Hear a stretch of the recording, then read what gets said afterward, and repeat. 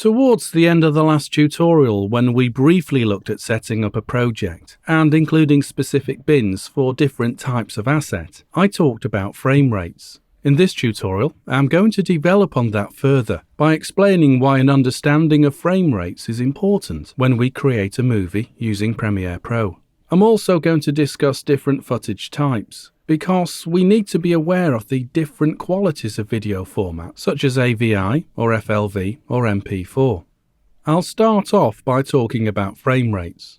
If you are brand new to Premiere Pro, and I understand many of you are watching this VTC course, then I'll explain frame rates by saying movie files are actually nothing more than multiple static images with slight adjustments that are played sequentially at a specific speed that form the illusion of movement. You'll no doubt remember that as a child you made flickbooks that contained multiple pictures of pretty much the same image, but with tiny differences. And therefore, when you quickly flick through the multiple images, an illusion of movement was created. Well, essentially that's all film is, quickly played back static images with tiny adjustments. Well, now that we understand that concept, you'd imagine that's all we need to worry about. Well, sadly not, because different types of footage play back at different speeds. They're all measured across a second, but how many static images pass through per second gives us the elusive FPS I mentioned earlier, FPS being frames per second.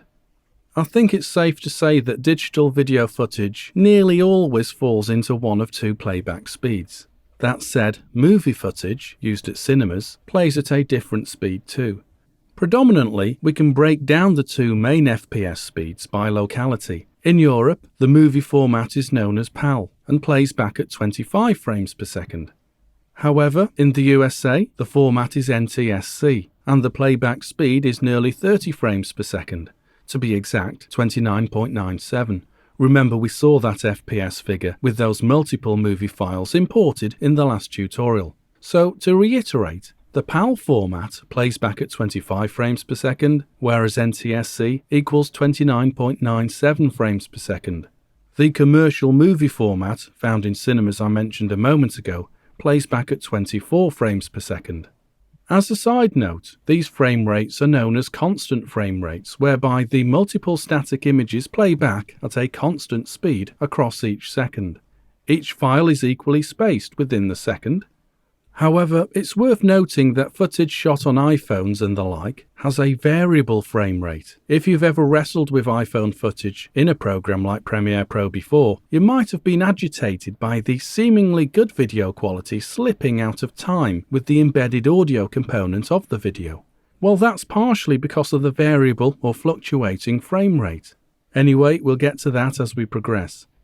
For now, as we've seen already in the last tutorial, when we create a project, we initially get to choose a preset with its related frame rate. And then, if the subsequent footage we want to import doesn't match up with the project settings, we can immediately change the program properties to accommodate this. Well, that's great if all the footage that we wish to use is at the same frame rate, i.e. 25 or 29.97 or 24, but what do we do if the frame rates are mixed, brought in from different cameras? Well, this can be overcome to an extent, although you are better advised to use the same frame rates if at all possible. This is because, yes, you can mix and match, but you'll notice a slight degradation in quality if you have to force Premiere Pro to generate extra frames from a 25 frames per second video up to 29.97, or the reverse. So, once you've considered the ramifications of the frame rate of your videos at the import stage, it's also worth bearing in mind what will happen at the output stage. If you're intending your finished film to be available on the internet, you can, on the whole, leave your frames per second to be unchanged, or at least taken care of by the video sharing sites such as YouTube. However, as an example, if your footage has been shot at 29.97 frames per second and your intended medium is DVD in the UK using the PAL format, then you'll need to be aware that a conversion process will need to take place. Now, to be fair, this will undoubtedly be done with the DVD authoring program that you use. This could either be Sony's DVD Architect or possibly Adobe's Encore, but a conversion will take place, and therefore a change in rendered quality will occur. Anyway, moving on to other considerations now. Let's consider the size of your video. I don't mean the size in terms of megabytes or gigabytes. I mean the physical dimensions on your screen. The PAL format has screen dimensions of 768 by 576 when you are capturing analog tape. It'll be 720 by 576 when you are using digital tape, and therefore if you shoot footage at a different pixel size, much larger at 1280 by 720 for example, then you'll need to tolerate black bands above and below your footage if it's zoomed out to see the left and right wide shot extremes. Or if you zoom in to cover 720 by 576, you'll effectively crop out the top, bottom, left and right extreme edges of your original video.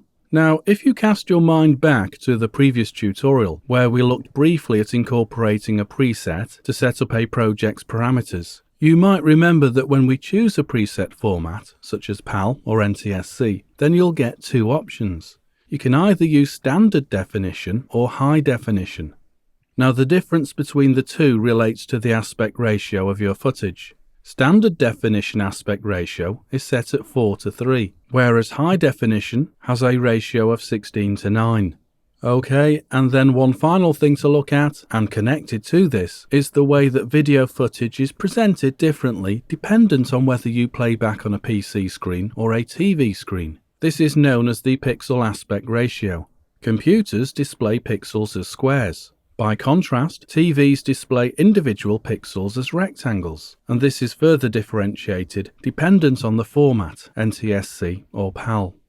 The rectangular pixel aspect of NTSC equals 0.9091, whereas PAL equals 1.0926. Now I know that even though the pixel aspect ratios seem almost insignificant in size difference, remember these are per pixel. Your footage will be made up of thousands of pixels and can, once multiplied, result in a distorted or stretched output video. To combat this, you can set the pixel aspect ratio multiplier manually or have it converted as part of a preset. By the way, the pixel aspect ratio is unrelated to the frames aspect ratio. The frame ratio might still be 4:3 or 16:9. It's just the pixels will be marginally different in terms of shape, rectangular or square. Okay, now I'm going to finish here now that we've talked through quite a lot of information that, to be fair, on the whole, can be taken care of automatically by Premiere Pro. I just felt it was worth having this information so that we are aware of it.